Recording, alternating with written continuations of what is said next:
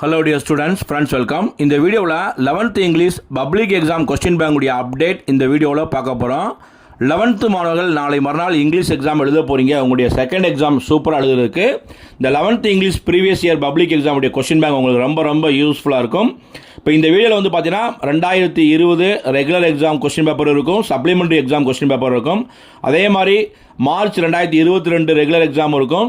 அதாவது August September supplementary exam question paper இருக்கும். அதே மாதிரி தான் 2023 அதோடு வந்து பார்த்தீங்கன்னா கவர்மெண்ட்டுடைய அஃபீஷியல் ஆன்சர் கீயும் கொடுத்துருக்கு. ஸோ ஒவ்வொரு கொஸ்டின் பேங்காக செக் பண்ணி நல்லபடியாக ப்ரிப்பேர் பண்ணுங்கள்.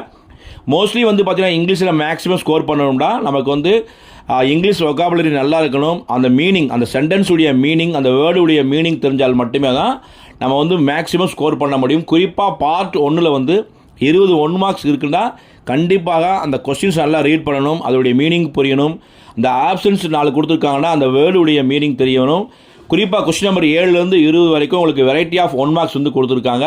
ஸோ நீங்கள் நிறையா ப்ராக்டிஸ் பண்ணால் மட்டுமே தான் அந்த பார்ட் 1 வந்து 20 மார்க்ஸ் வந்து எடுக்க முடியும். இன்றைக்கி 12th இங்கிலீஷ் எக்ஸாமில் வந்து பப்ளிக் எக்ஸாமில் வந்து பார்த்தீங்கன்னா பார்ட் 1 வந்து டஃப் பண்ணிட்டாங்க. நிறையா நல்லா படிக்கக்கூடிய மாணவர்களே வந்து பார்த்தீங்கன்னா மேக்ஸிமம் வந்து அந்த 20 மார்க்ஸுக்கு வந்து 15 தான் வாங்குவதாக சொல்லியிருக்காங்க. ஸோ நீங்கள் நல்லா ப்ராக்டிஸ் பண்ணுங்கன்னா ஒரு எக்ஸாம் ஈஸியாக இருக்கும், அடுத்த எக்ஸாம் வந்து டஃப்பாக இருக்கும்.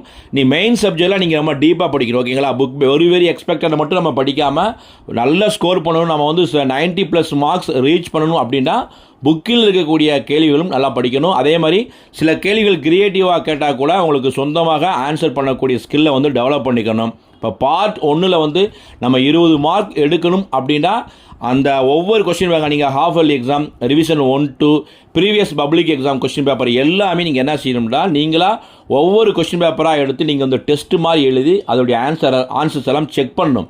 அப்போ தான் உங்களுக்கு நிறையா ப்ராக்டிஸ் பண்ணும்போது பார்ட் 1 வந்து பார்த்தீங்கன்னா நீங்கள் முழுமையாக மதிப்பெண் ஈஸியாக எடுத்தலாம். அதே மாதிரி உங்களுக்கு ஜென்ரல் காம்ப்ரிஹென்ஷன் நிறையா இருக்குது. இங்கிலீஷை பொறுத்தவரைக்கும் மேக்ஸிமம் வந்து பார்த்தீங்கன்னா ஒரு 40% கேள்விகள் வந்து ஜென்ரல் காம்ப்ரிஹென்ஷன்லேயே வந்துடும். ஸோ அதையுமே நல்லா ப்ராக்டிஸ் பண்ணுங்கள். அது இல்லாமல் இஆர்சி பேராகிராஃப் கொஸ்டின்ஸை நல்லபடியாக படித்து இந்த இங்கிலீஷ் எக்ஸாமை சூப்பராக எழுதுங்க. இதனுடைய கொஸ்டின் பேப்பர் பிடிஎஃப் லிங்கை டிஸ்கிரிப்ஷன் பாக்ஸில் கொடுத்தேன், டவுன்லோட் பண்ணி ஒவ்வொரு கொஸ்டினாக ஒவ்வொரு இயர்லையுமே எப்படி கொஸ்டின் கேட்டிருக்காங்க, பப்ளிக் எக்ஸாமுக்கு நம்ம அஃபீஷியல் ஆன்சர் கீழே எப்படிலாம் ஆன்சர் பண்ணணும்னு செக் பண்ணி நல்லபடியாக படித்து இங்கிலீஷ் எக்ஸாமை சூப்பராக அட்டன் பண்ணுங்கள். இந்த வீடியோ பிடிச்சா லைக் பண்ணுங்கள், மறக்காம சேனலை சப்ஸ்கிரைப் பண்ணிக்கோங்க. அதை பசங்க